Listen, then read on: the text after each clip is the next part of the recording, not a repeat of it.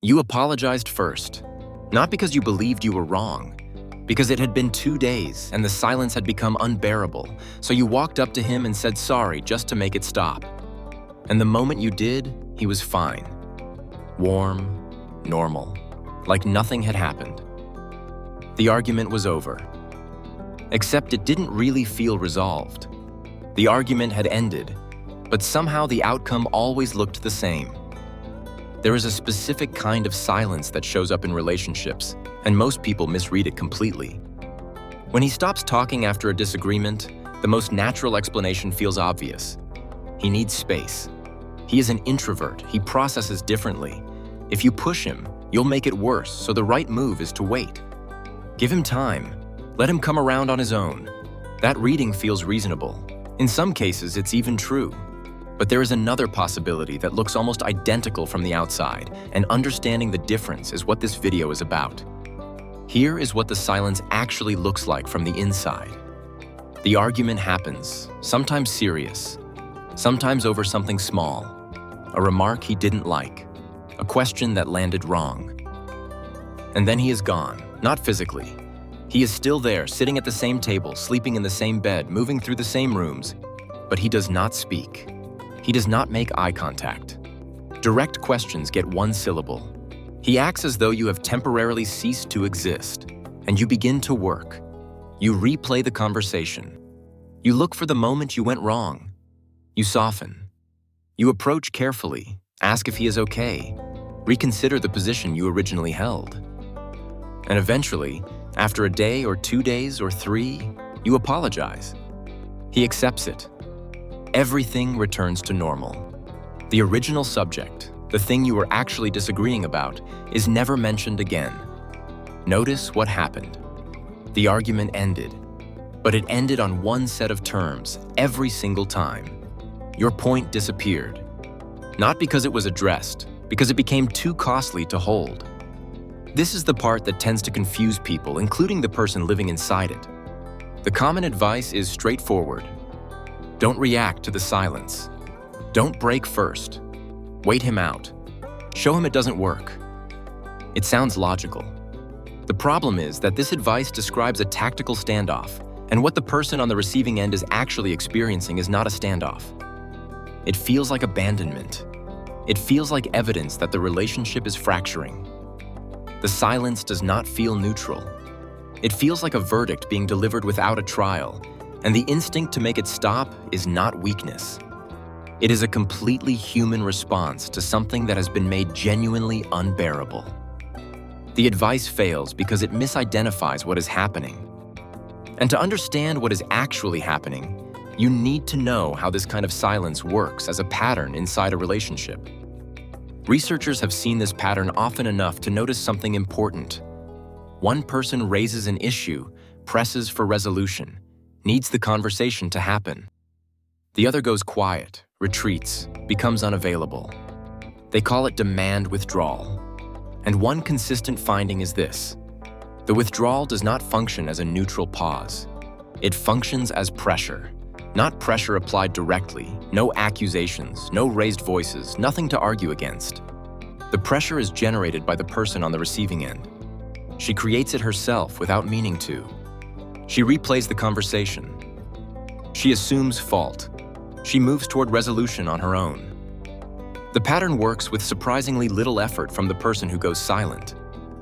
What makes it particularly hard to see is that the silence carries no explicit message to push back against. There is no accusation to counter, no stated position to disagree with, no argument with a shape she can grab onto. The silence presents itself as a fact of the atmosphere, and she is left to interpret what it means. That interpretation almost always trends in the same direction. Did I push too hard? Was my tone wrong? Should I have brought this up at all? The silence does not answer any of those questions. It just sits there, and she fills it. Hour by hour, she builds the case against herself that the silence never actually made. John Gottman's research found that persistent stonewalling often appears in distressed relationships and is associated with poorer long-term outcomes. He drew a distinction between two things that can look identical from the outside. One is what he called flooding. person becomes so overwhelmed during conflict that they genuinely cannot continue. And withdrawal is a self-protective response that ends on its own, independent of what the other person does. The other is a pattern where the silence lifts precisely when the other person submits, apologizes, or gives ground. One ends when he is ready, the other ends when she breaks. These two things feel the same to the person on the receiving end. They are not the same thing. The test is simple. Does the silence end on its own, after he has had time to regulate? Or does it end when you apologize, when you soften, when you give ground? If the answer is consistently the second one, it is worth asking whether the silence has become a way of influencing the outcome of the conflict rather than simply processing it. Not everyone who does this is sitting there planning it. Some men grew up in households where silence was the adult response to conflict. Nobody sat down and explained feelings. Arguments ended when one person withdrew until the other gave up. That pattern gets carried forward not as a deliberate tactic, but as the only model that was ever demonstrated. The person using it may genuinely not understand why it works. They only know that it does.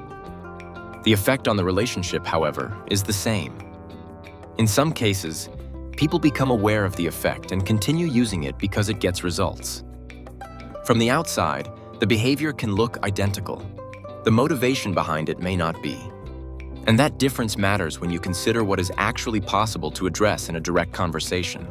But here is what changes regardless of the origin, regardless of whether this is a learned reflex or a conscious choice. Over time, she may begin to expect that disagreement will lead here. The shift happens whether either person notices it or not. After enough cycles, she is navigating the relationship around subjects that have never been openly forbidden, but simply carry too high a cost to raise. She notices which observations land badly. She registers which moments are safe and which ones carry a price she has stopped being willing to pay. She simply stops, because raising the issue no longer feels worth what usually follows. No single moment feels decisive, and no single apology feels like a permanent surrender. Each cycle is small.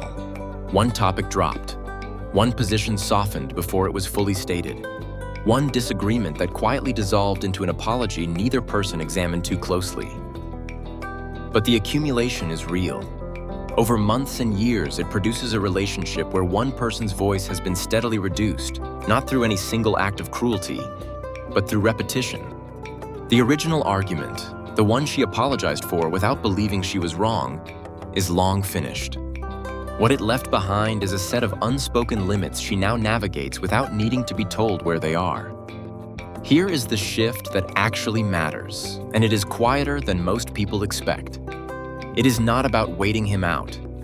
It is not about a counter tactic or a timed response or finding the right words to break through. It is about what happens when you can recognize the pattern in real time, not afterward in a conversation, not in a journal entry written at midnight, but in the moment, clearly, to yourself. When the silence starts and you recognize it, not as him needing space, but as a pattern with a consistent structure and a consistent endpoint, something changes in how it lands. The uncomfortable feeling that pushes you toward resolution, the replaying, the self-blame, the mounting urgency to make it stop, that feeling relies on ambiguity. It relies on you not being entirely sure what is happening, on you continuing to extend the benefit of the doubt long enough to do the work of resolving the tension yourself. The pattern doesn't disappear, but it often stops working on you in the same way. You are no longer generating the pressure from the inside. The silence is still there, but it is no longer doing the same thing to you. And that shift, quiet as it is, changes your position in the dynamic. Not all at once, not without difficulty, but it changes it. Sometimes silence is space. Sometimes it is overwhelm. And sometimes it quietly becomes the thing that decides who gets heard and who gives in. The difference matters. If you have ever apologized just to end the silence, knowing you were right, tell me in the comments. Did you recognize the pattern while it was happening? Or did you only understand it months or years later? And what finally made you see it? If this video helped you recognize a pattern you couldn't quite explain before, leave a like. It tells me these conversations are worth making, And if you want more, subscribe.